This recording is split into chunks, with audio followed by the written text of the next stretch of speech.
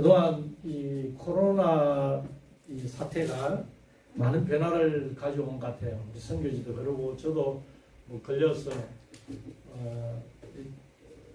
겪어봤는데 남들은 쉽게 넘어가는 것 같더니 그게 아닌 것 같아요. 실제 겪어보니 그게 아니더라고요. 아무튼 그런 어려움이 있는데 여러분 이런 또 작은 교회는 작은 교회 나름대로 힘든 여러 가지 어려움이 또 있었지 않겠습니까? 우리가 세상에서 상식적으로 조금 안 맞는 것이 저는 두 가지라 생각해요. 교회를 엄청 큰 건 이끌어 가려면 힘들 텐데 별로 큰 교회에서 힘들다는 얘기는 없고 작은 교회가 힘들다는 얘기. 작은 교회 쉽지 않을까 싶은데 힘든 것. 그리고 또 하나는 비행기는 이상하게도 오래 타면 탈수록 항공료가 싸더라고요. 비행기를 많이 탔으니까 돈을 더 많이 내야 되는데 불구하고 비행기를 많이 타고 길게 하면 더 쌉니다. 그래서 이 두 가지가 우리 일반 상식으로는 좀 약간 이해가 안 되는 부분인데 아무튼 여러분 이 코로나 시기에 얼마나 많은 어려움이 있었겠습니까? 오늘 말씀을 간단히 이렇게 나누고 제가 또 그동안 선교 현장에서 일어났던 일들을 좀 이렇게 나누도록 그렇게 하겠습니다. 저는 그 코로나 시기라고 집에서 이렇게 놀 기회가 없었습니다. 하나님께서도 특별한 은혜를 주셔서 많은 일을 했습니다. 연락이 일할 때는 코로나도 안 걸렸는데 최근에 한국 오려고 있다가 이제 코로나 걸려서 한 2달 전에 2, 3일이면 된다 듣고 2, 3일이면 누워서 쉬면 되는구나 했더니 점점 더 심해지더라고요. 그래서 왜 그러나 했더니 약을 안 먹고 있어서 약을 먹고 2, 3일인데 저는 그냥 있으면 되는 줄 알았어요. 그래서 안 할 고생을 좀 한 것 같습니다. 여러분 세상 일을 이렇게 잘 못 알고 무식해야 잘못하면 위험하고 어떤 데는 목숨도 잃을 수 있지 않습니까? 마찬가지로 우리 신앙생활에서도 우리가 잘못을 알고 저질러지는 일들이 많다고 봅니다. 우리가 신앙생활에서 덮어놓고 믿지 말고 펴놓고 믿어라. 이런 그 김문우 목사님 CT에서 맨날 하는 구호가 덮어놓고 믿지 말고 펴놓고 믿어라. 뭐냐? 성경을 덮어놓고 믿으면 문제가 되고 성경을 펴놓고 성경대로 믿으라는 거예요. 우리가 법대로 살아야 되듯이 우리 크리스찬들은 성경대로 살아야 된다. 이것을 강조한 것입니다. 여러분 그 사도행전 8장을 보면 교회가 완전히 박살나는 장면이 나옵니다. 예수를 그들은 이단이라고 이렇게 오해하고 그들이 나름은 성경을 많이 알고 또 박사라하고 또 하나님을 잘 믿는다고 하는 사람들이 결국 예수 믿는 사람을 핍박을 넘어서 잡아 죽이고 옥에 가두고 이런 엄청난 일을 합니다. 그 우리 보면 사울과 그 일당들이 교회를 잔멸할 때 아예 깡그리 없앤다는 겁니다. 그냥 보이는 대로가 아니라 집집마다 찾아다니며 색출을 하는 겁니다. 해서 감옥에 넣고 또 잡아 죽이고 하는. 그래서 이 성도들이 예루살렘 성도들이 견디다 못해서 그냥 무턱대고 도망을 가지 않습니까? 피난을 갑니다. 그래서 제가 그것을 우간다에 설교할 때 물을 이렇게 얹어놓고 쳤어요. 영어 단어를 보면 그렇게 흩어지는 거예요. 그래서 치면 이 물이 전혀 방향 예고 없이 싹으로 퍼진다고요. 나에게도 맞고 그 퍼진 것이 결국 하나님이 그들을 흩어서 땅끝까지 복음이 전거되는 그런 일들을 하시는 겁니다. 근데 많은 분들이 오해해서 이 말씀 보면 하나님이 하신 것을 사단이 예루살렘 교회가 너무 부흥하니까 이 사단이 방해한다 이렇게 오해를 하는데 사실은 아닙니다. 예루살렘 교회가 잘못한 건 없습니다. 잘 했습니다. 그러나 한 가지 하나님 말씀을 끝까지 순종하지 못했다는 겁니다. 바빠서인지 아니면 잊어버린지 모르지만 어마어마한 많은 교인들이 몰려오니까 이들은 그 교인들을 섬기고 양육하고 하다가 다음 단계를 가야 될 일들을 하지 못했습니다. 그러나 하나님께서는 예루살렘만 복음이 머무는 것을 원치 않으셨고 또 그들을 흩어서 땅끝까지 복음이 전거되도록 그렇게 한 역사가 있습니다. 여러분 우리는 어떻습니까?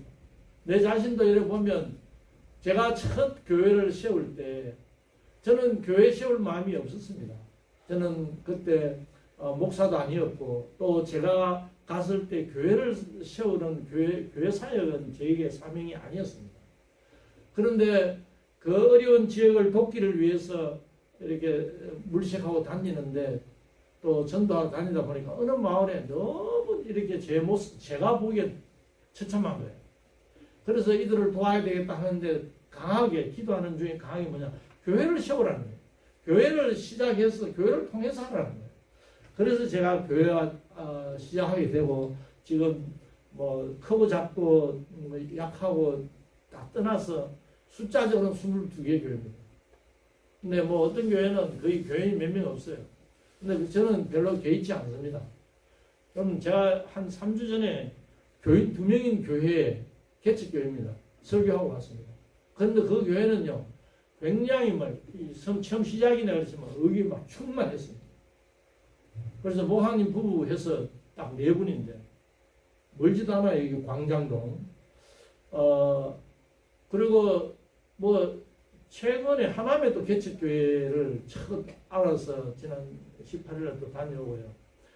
이번에는 하나님께서 이상하게도, 이렇게 개척교회나 이런 소규모 교회를 계속 다니게 하셨습니다. 그리고 또 저희를 기도로 후원하는 어느 교회가 성결교회인데 임진각 그쪽에 어디 개척을 한대요. 그래서 개척 시작되면 연락 주신다 했는데 아직까지 없어서 이번 주는 제가 이제 연락해보고 가려고 합니다. 거기 가보려고 그러는데 여러분, 제가 늘 올 때마다 이렇게 말씀드리면서 하는데 좀 힘을 내 주셔서 하는 것이고, 어제 그저께 수요 예배에 오전 예배 어느 부산의 어느 교회를 갔습니다. 거기는 실버 예배를 따로 드리시는데 계속 증가해서 올해 200명 목표더라고요. 제가 간 수요일에 마침 새신자 3분이 오셨고 제가 이런 말씀을 드렸습니다. 지난해 똑같은 1년 전에 와서 제가 설교할 때 너무 활기차고 막 해서 제가 에너지를 받고 갔는데 이번에는 숫자는 엄청 많아졌는데 좀 기운이 없는 것 같아요. 그래서 1년 지나서니까 연시가 더 드셔서 그렇습니까? 제가 이렇게 얘기를 했습니다. 그러니까 그 이끄신 위원장님 실버니까 대부분 뭐 연시가 많으신 분들이 선교사님 우리 팔팔합니다 이러시더라고요. 아무튼 다양하게 우리가 사역을 하고 계시는데 저희가 하나 혹시 놓치고 있는 게 아닌가. 저 자신도 교회를 그렇게 시작했는데 지금은 그 처참한 지역을 교회를 세워서 시작해서 도와라 하는 마음을 성령님이 주셨는데 저는 지금 그 교회 이끌어 가기도 급급한 거예요. 제가 최근에 이 말씀을 보면서 내가 지금 잊고 있는 게 있구나. 지금 내 거기 교회 그 안에 학교 이거 하기에 급급해서 전혀 바깥을 돌아보지 못하고 바깥을 신경도 안 쓰고 있는 그런 저를 발견하게 되었습니다. 여러분 우리는 어떻습니까? 우리 진실교회는 어떤지요? 오늘 말씀을 들으시면서 혹시라도 저는 진실교회 형편을 또 뭐 어떤 사역을 하시는지 자세히는 알 수가 없습니다만 하나님 말씀에 은혜가 임하는 대로 새로운 또 변화의 역사가 있기를 소원합니다. 저도 나이가 얼마 되지는 않지만 가끔은 제가 휴대폰을 손에 쥐고 막 제 휴대폰 찾을 때가 있습니다. 여러분 혹시 그럴 때가 없습니까? 요즘은요 아침에 약을 먹고 나가는데 약을 먹고 왔는지 뭐 먹어야 되는지 또 헷갈릴 때가 있고 딱 건망증이 오더라고요. 여러분 혹시 그런 경험이 있으신지 잘 모르겠습니다. 그래서 제가 시골에 90대 어머니가 계신데 뭘 어때요? 텔레비전 리모컨을 찾고 계신데 없었어요. 그래서 혹시나 제가 냉장고를 딱 뒤졌습니다. 혹시 어머니께서 음식을 냉장고 내시다가 들고 있던 휴대폰을 거기 놓는 거 아닌가. 찾는데 나중에 보니까 침대 밑에 어디 구석에 있었는데 왜 거기를 두셨는지 모르겠어요. 잘 누가 훔쳐갈까봐 이게 잘 보관을 한다고 그랬는지 아무튼 그는 건망증으로 잊어버렸지만 그러나 우리가 잊어버리거나 놓치고 있는 것이 없는지 여러분 오늘 보내심을 받은 자인데 선교사 하면 보내심을 받았다고 모두가 인정합니다. 저도 인정하고 여러분들도 인정합니다. 그러나 여러분들이 보내심을 받았다 이게 인정이 되어지십니까? 이런 진실교회가 보내심을 받았다 인정되어집니까? 오늘 우리가 참 사랑합니다 나의 예수님 이렇게 고백하는 순간 주님이 요한복음 14장 15절에 나를 사랑하냐 너희들이? 그러면 내 말에 순종해라. 나를 사랑하는 자는 내 계명을 지키리니 이렇게 되어 있습니다. 여러분 주님을 사랑한다는 것은 주님 말은 순종하는 것이거든요. 오늘 우리가 이런 걸 놓치고 있는 것은 오늘 말씀을 통해서 다시 이렇게 기억을 떠올리시면 감사하겠습니다. 여러분 교회든 그 예루살렘 교회가 보내심 사명을 놓치고 있으니 하나님이 강제로 핍박을 통해서 아주 엄청난 고난을 통해서 흩었습니다.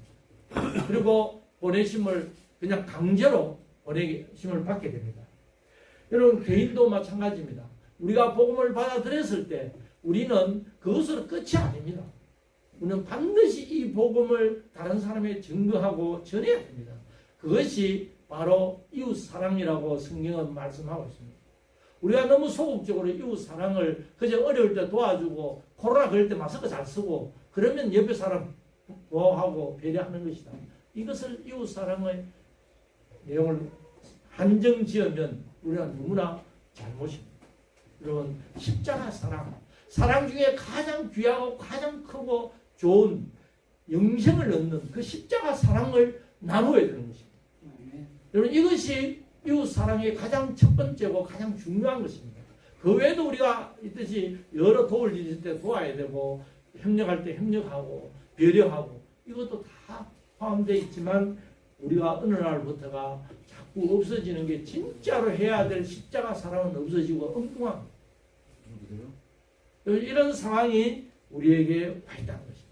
여러분 자 진실교회가 이게 성남시에 들어가죠. 네. 예, 여기 보내서 이 동네 이 성남시에 보내심을 받았다는 사실들을 여러분들은 잊지 말아야 합니다.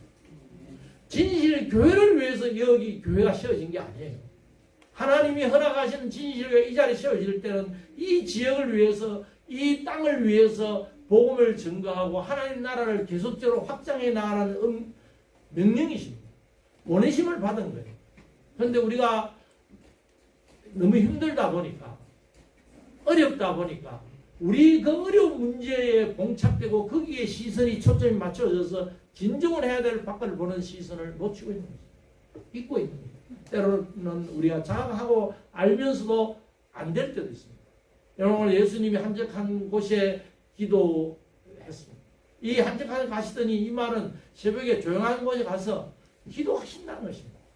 여러분 모든 성경을 예수님의 행적을 보면 예수님은 사역하시기 전에 기도로 준비하셨습니다. 그런데 그때 마침 그리고 나오는데 무리들이 왔습니다. 우리 이 말씀은 마가복음 1장 35절 39절까지 똑같이 나와 있습니다. 그게 대표적인 시몬 예수님의 수제자라 할 수 있는 시몬이 무리들이 끌고 와서 얘기하는 거예요. 많은 무리들이 왔습니다. 그들은 믿고 영생을 얻으려고 온 것이 아니고 그들은 먹을 것, 자기 몸 병 고치는 것, 육적인 것을 해결하러 모였습니다. 예수님은 그것을 원치 않았습니다. 예수님이 진짜로 전하는 것은 복음을 전해서 저 구원하려고 하는 것입니다. 만류하는 것 여러분 경험하지 않았습니까? 가끔은 은퇴하시고 목사님이나 장모님들이 저희 이곳에 와서 사역하시겠다 이렇게 하시고는 어느 날 갑자기 전화해서 죄송합니다 선교사님 우리 자녀들이 너무 말려서 와서 내가 못 가겠습니다.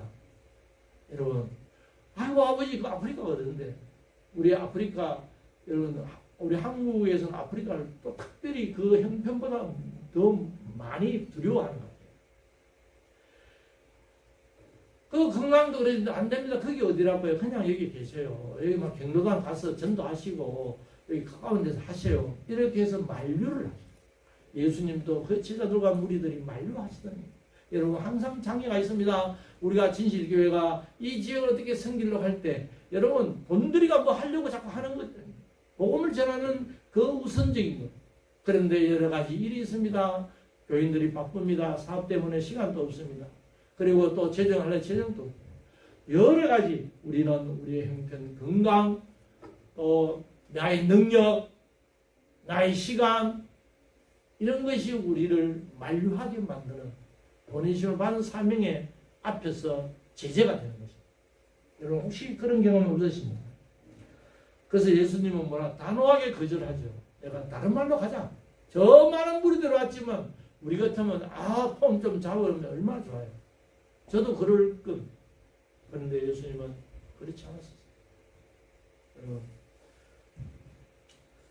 이 예수님의 오늘 모습에서 우리가 정말 다시 한번 깨닫고 무엇이 우선순위가 되어야 되는지 나의 신앙생활에서 우리 교회에서 무엇이 우선시 되어야 되는지 복음은 우리 한국 우리 교회 여러분 성도 여러분이 얼마나 힘드신지 아십니까? 저는 참 죄송하기도 하고 여러분 고맙기도 하고 아니 선교사는 가서 한 가지만 하면 됩니다. 복음 전하고 사역만 열심히 하면 됩니다. 근데 여러분들은 그것도 이 땅에서 하셔야 되고 또 선교지에 선교비도 보내야 되고 이중으로 고생하시거든요. 저는 그래서 제가 참 존경합니다.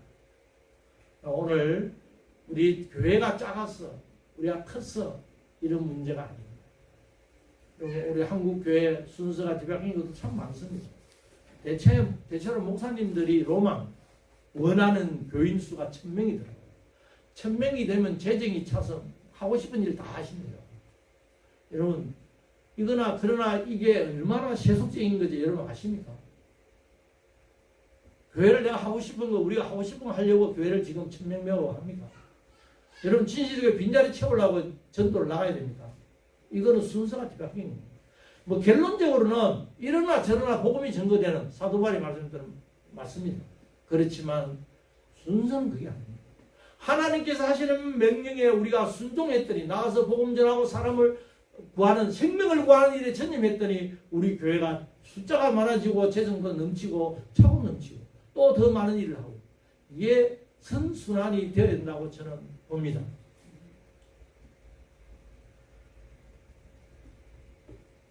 많은 역사들이 있습니다. 선교지에 사실 제가 선교 보고하면서 그 뒤에 보고하는 병산의 일가 90%는 뭐 많은 어른들이 있습니다. 우리 장 장로님 이 사업 식당 하실 때 얼마나 그 음식을 내놓기까지 준비가 많고 많은 곡절이 있겠습니까? 제가 선교도 이 사업하는 거랑 비슷하다는 거예요. 앞에 우리가 열매를 내고 내놓을 것은 한 가지지만 뒤에 일어나는 일이다. 최근에는 우물을 팔려고 우리 목회자를 이렇게 좀 중간에서 너무 거리도 멀고 저는 일이 많다 했더니 그 우물 오는 걸 마치 자기가 인심 쓰는 것이 해가지고 돈을 많이 해먹고 날랐어요. 그래서 또 이 일이 안 진행되고 그 뒷감당 제가 해야 되고. 여러분 이게 뭐 말이 통한다니 법이 통하면 참는데 정말 답답합니다. 교회를 지었어요. 땅을 샀어요. 그런데 자기가 땅을 다 돈 받고 팔고 서류 다 했는데도 자기 땅이라고 교회 문 앞까지 막 갈아 엎었는데 경찰을 불러도 소용이 없고 서류도 소용이 없고 어떻게 됩니까? 죽이는 수밖에 더 있겠어요. 그렇다고 그게 말이 되는 이야기입니다. 정말 이게 말이 안 되는 이런 일들이 뭐 한 건이 있는 게 아니라 별일이 있습니다. 우간다는 땅 매매 계약을 하면 온 가족이 다 해야 됩니다. 문중 대표도 써야 됩니다. 그거 없으면 무효를 될 수가 있어요. 그런데 미성년자는 사인 안 해도 되거든요. 그런데 이 미성년자 컸어요. 커가지고는 청년이 돼가지고는 나는 거기 사인 안 했으니까 동의할 수 없다. 이거 내 땅이다 하고 이거 뭐야 그걸 또 울타리다 없애고 자기가 멋대로 해가지고 합니다. 그러면 부모들이 안 된다 해야 될 거 아니고 땅 저기 팔았으니까 뭘 관여해도 없어요. 그러면서 다시 오라는 하고 다시 모이잖아요. 왜 다시 모입니까? 그 이야기는 저 친구도 돈을 좀 줘라. 이런 이야기 하는 거예요. 말도 안 되는 이런 일들이 정말 막 속이 깝깝하고 이런 일들이 매일 있습니다. 제가 최근에는 막 법원에서 계속 오라 그러고 이 이 일어나 지가 잘 본인이 사기치려고 돈을 해먹으려는데 그게 잘 안 되니까 이 관에다 올려요. 거짓말 해가지고. 그러면 거짓말인지 진실인지 잘 안 밝힙니다. 우리는 무조건 손해입니다.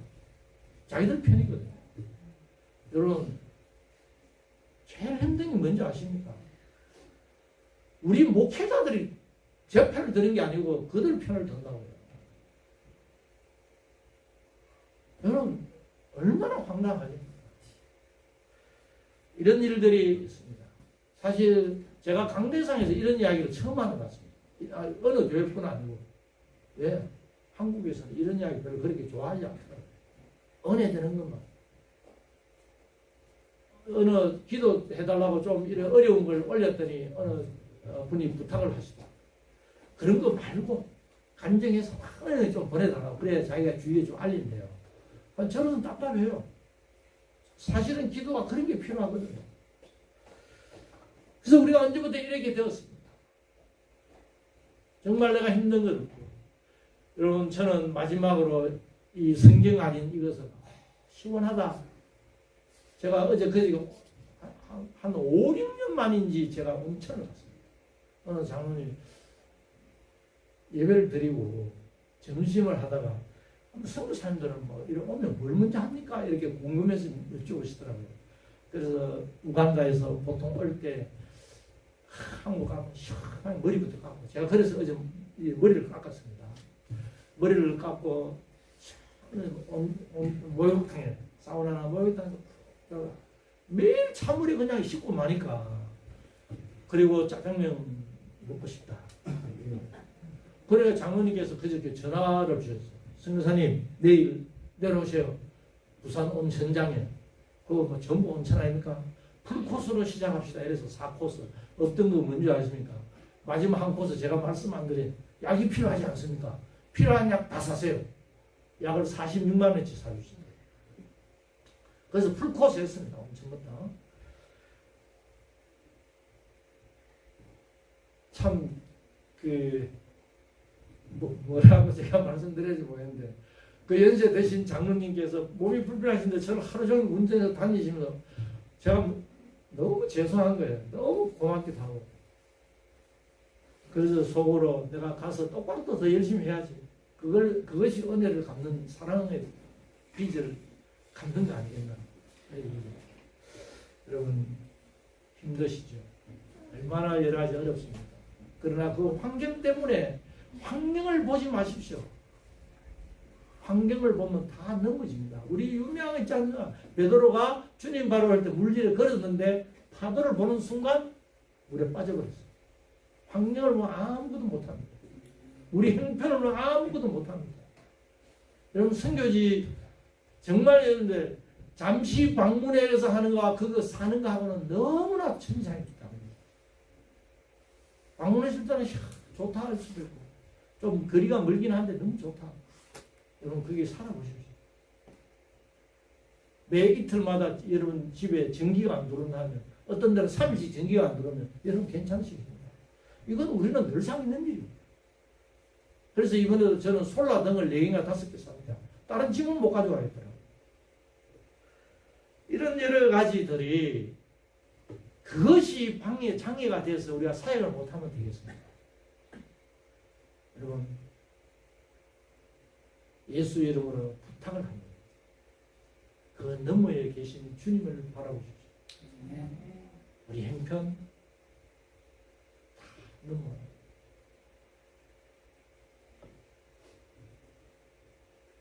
제 큰아들이 선교훈련을 마쳤습니다. 내년 목사 안수 받으면 오는데 얘가 희귀병이 있습니다. 제가 그 기도하다가 선교사가 되었습니다. 우리 선교본부에서 저한테 연락이 왔습니다. 그 훈련 원장이. 아들을 거기 데려가는 건 너무하지 않습니까? 그냥 병원 시설 좋은 나라 가까운 데를 좀 보내면 좋겠습니다. 저는 제 아들에게 한 번이라도 네가 오간다고 하라 하지 않았습니다. 하나님께 기도하고, 내가 아버지와 육신적으로 아버지와 아들이지만 우리는 하나님의 종이니까 종은 주인의 뜻에 따라야 된다니 하나님께 기도하고 결정해라. 제 부부가 기도하고 결정한 것입니다. 그 조건, 우리가 그냥 주님 말 고쳐주실 것이다 믿고 가는 것도 아니에요. 믿음도 없습니다. 단지 말씀에 순종하다. 네가 약속을 한 것은 힘써 지키라 했으니까 너가 선교사 되겠다 하나님이 약속했으니까 그냥 지키는 거죠. 그 이상은 주님 몫이다. 여러분 전도할 때 왜 힘드신지 아십니까? 여러분 전도할 때 힘든 것은 너무 많은 것을 하려합니다. 딱 두 가지만 제가 말씀드립니다. 성령님이 없이 하는 예수님처럼 기도하고 다른 기도하지 마십시오. 성령님이 나이가 오셔서 내가 능력받고 전도하게 해주시는 기도를 여러분 정말 줄기차게 하셔야 돼요. 두 번째는 뭐냐? 전도만 하면 되는데 교회까지 모시고 와야 되고 그분을 어떻게 믿음을까지 허락하게 하려고 그건 하나님 몫입니다. 전도만 하십시오. 복음만 전해주십시오. 저는 우리 한국에 연세 드신 분들이 제일 하면 좋겠다는 게 복음 전하는 겁니다. 여러분 복음을 전하면 하나님 우리가 생각지도 못하는 그 신령한 기쁨과 감사와 뭐 벅찬 게 있습니다. 주님 주시는 연세 들어서 외롭고 힘든데 그 하나님 주시는 기쁨과 벅찬 것 이거 채우면 얼마나 좋습니까? 이 사명을 보내는 사명을 선교사에게만 바라고 목사님에게 바라지 마시고 우리 모두에 있다는 것을 오늘 한번 받아주시기 바랍니다. 제가 선교 보고는 늘 많이 했기 때문에 지난해 했던 것 잠깐만 이렇게 하겠습니다. 시간이 갔지만 우리 영상 찬양하고 저희는 오직 말씀해서 성문 말씀 배우고 뭐 암송하고 체육대 간다 다 모여서 학급별로 그것도 암송하고 체육대 뭐 하기 전에 막 성경 암송입니다. 이걸 책으로 만들고 시험도 치고 그러니까 학과 공부와 성경은 똑같이 취급합니다. 그거 하기 싫은 사람 단하게 전화 가라. 학부모들 다 모아놓고 이거 중단하면 나 학교 어떤 희생을 치고도 막는다. 나 문 닫는다. 교육청 담당자가 들었습니다. 그래서 그것이 오히려 지금 자랑이 되어서 너무 학교가 성장하고 있어요. 보내주십시오. 그 영상 잠깐 찬양하는 거 하고 말씀하는 영상 한번 보시고 그 제가 몇 가지 좀 최근에 했던 몇 가지만 말씀드립니다. 안 돼요? 네, 영상이 안 돼. 나중에. 알겠습니다. 신장로님 컴퓨터 바꿔야지.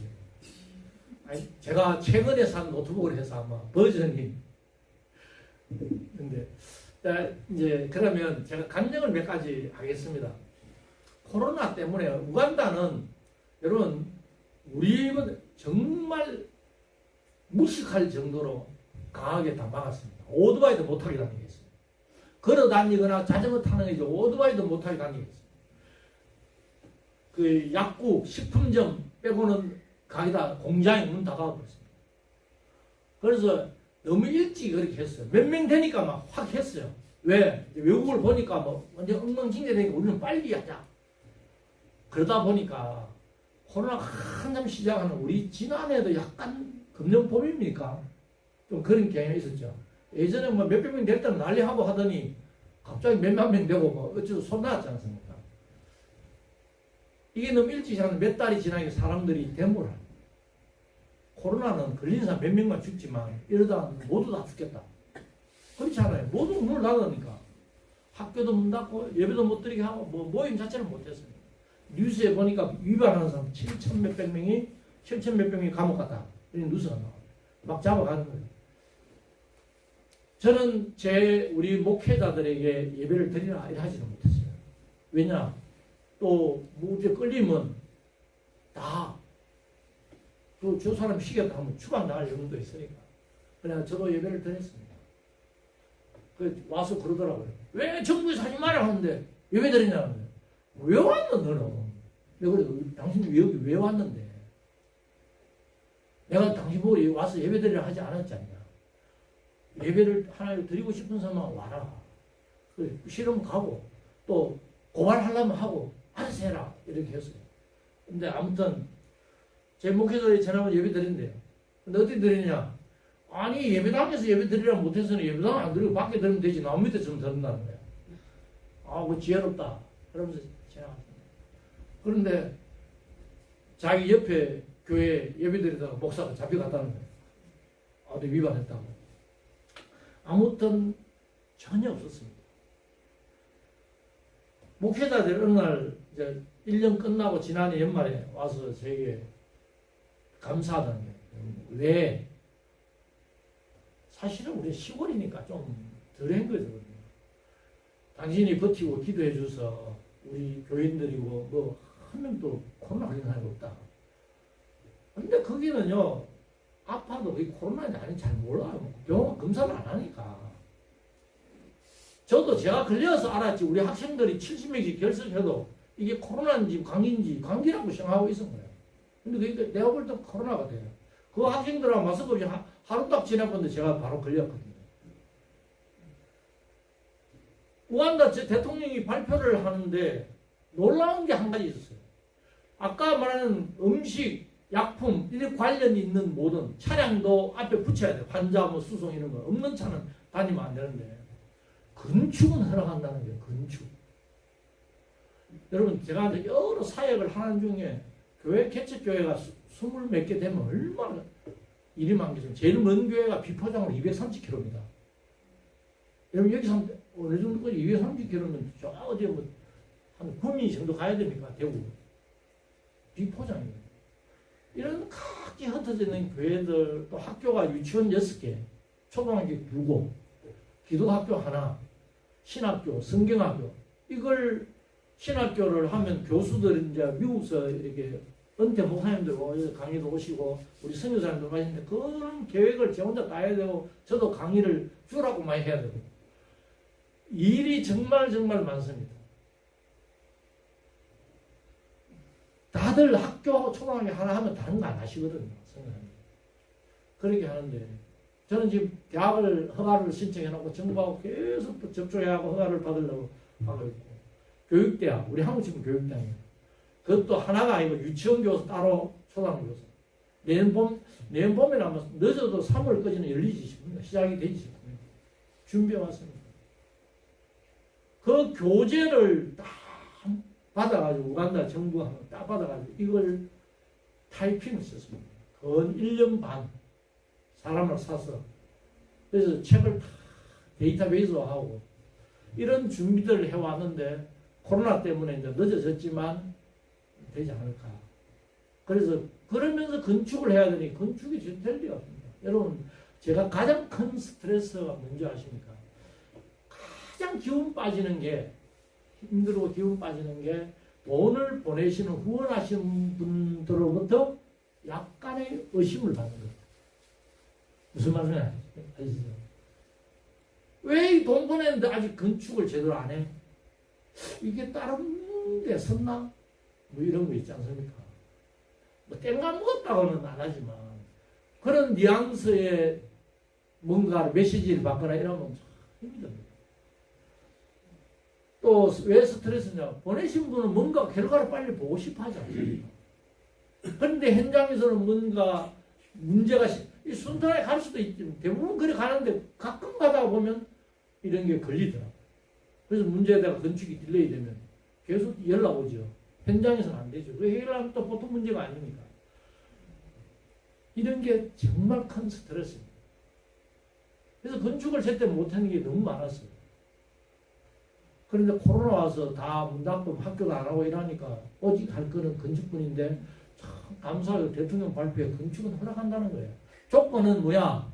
인부들이 현장에서 먹고 자고 해라. 가지 말고 어디 다니면 그거는 우리가 바라고 우리는 그렇게 하거든요. 교회당이나 교실 한 칸에 그냥 다 자면서 한다고요. 왔다 갔다 하면 자기들도 참여하니까 힘들고 또 우리는 늦게 오면 빨리 가야 되면 시간이 너무 우리에게 딱 맞는 걸 합니다. 그리고 차를 오토바이도 못 다니게 하는데 저는 차를 하려고 그 우간다는 독재를 하다 보니까 정보지구 우리도 옛날에 뭐 안기부 이런 데서 중앙정부가 힘을 쓰듯이 거기가 모든 걸 컨트롤 합니다. 나도 차량 이거 스티커 하나 달라고 다녀야 되니까 그분이 그러시더라고요. 왜 그게 당신 필요하냐고. 나 일해야 돼 하니까 이분이 말씀이 그런 게 아니라 여기에서 당신이 다닌다고 누가 뭐라 하겠냐고. 당신이 그냥 그거 필요 없으니까 다녀라는 거예요. 여러분 그 7, 8개월, 6개월은 좀 넘었을 거예요. 제가 정확히 날짜를 계산 안 했지만 제가 그런 스티커 차를 다니는데 물론 그 지방에 다니죠. 경찰이 위반이라고 세운 적이 한 번도 없었습니다. 매일 다니는데. 제가 심지어는요, 그 없는 차 잡는다고 길게 쫙 찾아보니 경찰들 지나가다 빠이빠이 한다면 자기들도 아무 생각 없이 막 흔들어주고. 그럼 저를 보는 거 아니에요. 근데도 안 세웠대요. 기적이다 저는 그렇게 생각했어요.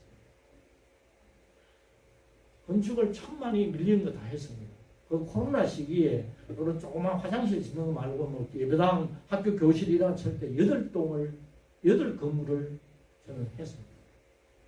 그러면서 또 한국에서 사람으로 지원해줘서 12회에 걸쳐서 그 양식 나누기도 하고 조금은 저도 믿음이 없어서 양식 나누기 할 때 사람을 접촉해야 되니까 코로나 걸릴까 봐 굉장히 많이 신경도 쓰이고 했지만 주님께서 지켜주셨고요. 저희 이제 지금 시간이 많이 가서 제가 이제 다른 건 못하지만 여러분 주님이 책임져 주시는 이런 이제 사적이든 공적으로 사역이든 그 외에 뭐 저에게 사기치려고 막 이렇게 하던 현지인들이 처음에는 제가 너무 당황했지만 결국 궁극적으로는 하나님께서 개입하셔서 그 사람이 거꾸로 다 이렇게 그 한 만큼 이렇게 당하고 저를 이렇게 진실 밝혀지게 하고 이런 일들도 겪음을 했습니다. 그리고 저희 지난해 저희가 처음으로 올해 초등학교 7학년 입시생이 되었습니다. 우간다는 초등학생 입시되면 11월 7일 날 국가고시를 치고 거기 불합격하면 초등학교 졸업 인정을 못 받습니다. 수료입니다. 그러니까 당연히 중학교를 못 갑니다.